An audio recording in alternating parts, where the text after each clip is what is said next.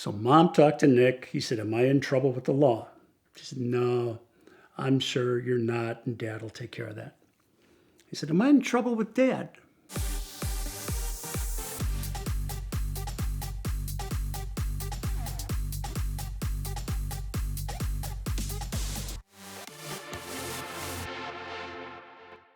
On the VINwiki videos, many of you've had the pleasure of meeting my son, Nicholas. Nick Krueger, auto guy, proud as heck. I've hopefully had some good influence over him over the years. Others would say I've had influence, quote unquote. Some of you know I'm a finance and accounting background. And as Nick grew up, that was one of his early interests. And he showed a lot of talents. Nick was probably third, fourth grade. His sister come crying to me one day, and she had this piece of paper. Nick had lent her $1 because he had learned about compound interest. And in there, he was charging her 5% per day. And it was day 2, and he was telling her how much she would owe him already. And in the contract, it said if she didn't pay, she would be pursued. So I had to settle that. We paid Nick $1.10, called it even, and don't pick on that anymore. This is also the guy that one day I get a call from school. He's probably in 2nd grade. The principal knows me. By then, I'm on his speed dial. Do you know what Nick did today? Oh, no, do tell. He brought a $100 bill in for show and tell. I'll kill him. Oh, no. I called him in and tell me more about this. And recall, that's a time, that was several $100s by today's standard. Nick, by 2nd, 3rd grade, knew who was on the face of every bill from $1 through $100. He had no fear. He just did things. Asked forgiveness later. And I want to give you that background because he was always pushing the envelope. He's always thinking ahead. And I'm proud of him for that. He comes home one day. I'm going to order something, so I had to get my credit card. And back then, you didn't put the credit card online. You had to call them. And Nick said, "Oh, you could use Miss Smith's credit card," a teacher. So what are you talking about? Today she wanted to do some shopping, so she gave us some busy work, and she was in the back of the room buying stuff. So I memorized her credit card number. You didn't. I did. So he writes it down. He writes the expiration date and the CVC code. Could you forget that, please? Don't do that. What's he going to do next? Well, I found out. My wife and I were going to Vegas several times a year. That was our fun vacations at the time. It was our birthdays. We were within 2 days of each other. So we're going to go to Las Vegas. And Nick comes to me a couple days before. He said, "Dad, on your birthday, where are you going to be?" "In Las Vegas." "Well, what about in the morning?" "Well, we were staying at Caesars, probably at Caesars." "Oh, okay, good." And I'm catching some. You want to find me? Caesars is big. "What about at 9 o'clock? I said, "I tell you what, we can be in our room at 9 o'clock. I figure he's going to have some flowers or candy or something. Somebody will sing us happy birthday. At 9 o'clock on the morning of my birthday, precisely a knock on the door. A gentleman is there, very well dressed, in a uniform for a limo driver. And he wishes us a happy birthday and invites us to come along.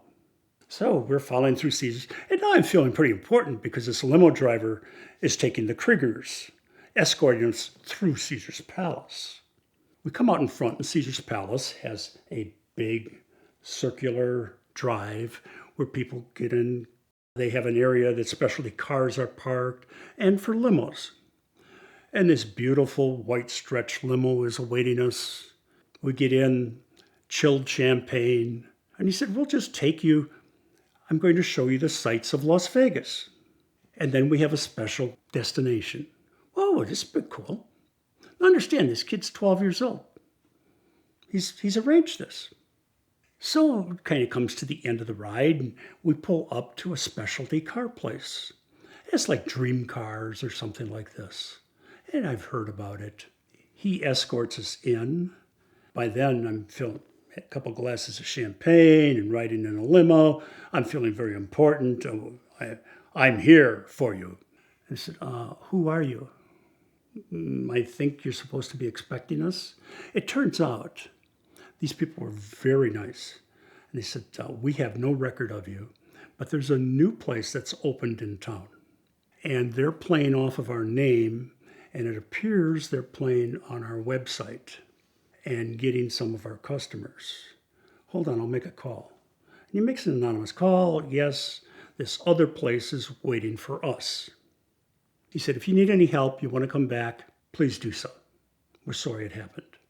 Limo driver takes us to the next place. This next place is down by the Riviera. If people can remember where that was. There was a strip mall, some little places, so on and so forth. We know that that's where we're supposed to be.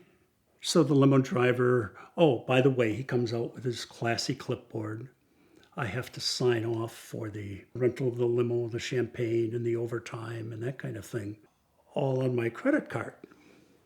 Remember, he can remember credit card numbers. And of course, I have to leave the guy a very healthy tip because he's been so decent. So we walk into this place, and here, under lights, behind ropes, is a red Ferrari convertible. Now, back then, I'm guessing it must have been like a 348 Spider or something like that. Just gorgeous. In today's dollars, probably a $320,000 car. We come walking in, and this woman behind the counter, and for ease, I'll just call her Buffy. That first impression was a bit of arrogance, like, I'm superior to you because I'm renting these very expensive cars. You might have the privilege of using one for a day. That's just my first impression. I didn't care for that, but it's okay. So we come in, and we're the Kruegers. You're expecting us. And I said, that is a nice piece of machinery. She said, well, I'm sure you're going to enjoy it because it's yours for the next 24 hours. I go, that's great. And I'm thinking, tell me more. So she starts getting the paperwork out. And understand, this place, it turns out, it has a shady reputation.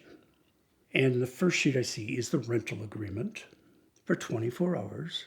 And the base rent was over $1,000, which is equivalent to over $2,000 today.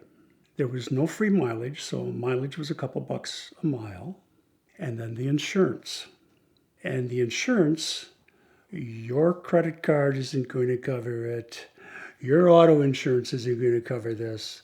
And their insurance was over $2,000. So I start putting this together.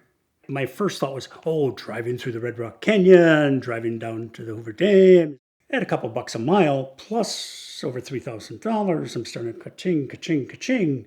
I might not be the smartest guy in the world, but I'm starting to add this up. Then there was the last page of additional charges. Like a dealer has dealer prep or something like that. And the last page was just a collection. I'm going, poof. And now I'm in the range. I'm going, wait a minute. And sometimes I do an equivalency. For what this car cost me, at the time, we owned a C4 triple black Corvette convertible, bought used. 4 days rent, and I own that Corvette. Do I get 1/4 of the ownership of that Corvette pleasure in driving this car around? We were looking at a Blazer at the time. That was about a 6-day equivalence. I could own the Blazer. 1/6 of the Blazer goes to this car. A new Corvette was about 11 days, 12 days. We'll just say 12 days. So I can rent this, or that's 1/12 of ownership of a new Corvette. Do I get that much thrill out of this car? And I'm thinking, no. Also, it was a couple days of my gambling budget, and that's immediate. Do I give up 2 days of gambling while I'm out here to drive this car? I don't think so. I think there's been a little bit of a mistake here. This isn't working. I tell you what I'll do. We'll rent the car for 4 hours, and that way you get something for it. And we're spending a lot more than we expected, and you're getting less, but it's a good compromise.